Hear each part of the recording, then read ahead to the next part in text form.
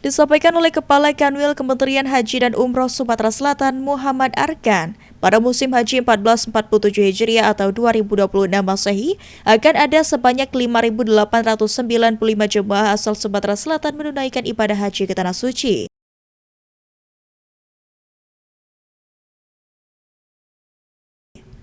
Nantinya para jemaah calon haji asal Sumsel akan tergabung dengan jemaah calon haji asal Bangka Belitung dengan total kloter yang diterbangkan melalui Bandara Internasional SMP 2 sebanyak 16 kloter.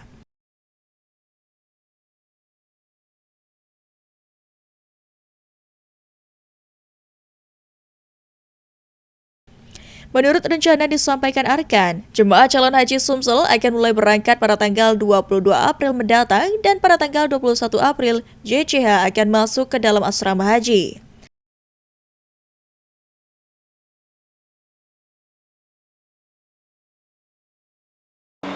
Tiga 13 kloter lebih separuh punya Sumsel, ada 2 kloter lebih separuh punya Babar. Tapi artinya berangkat dari sini 16? Berangkatnya dari sini 16. Kapan Pak? Kloter 1 Pak?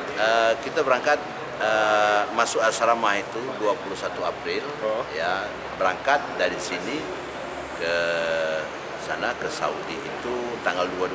22. Ya. Jumlah jamaah fix 6.000 sekian itu Pak? Nah, jamaah untuk Sumsel ini 5.895.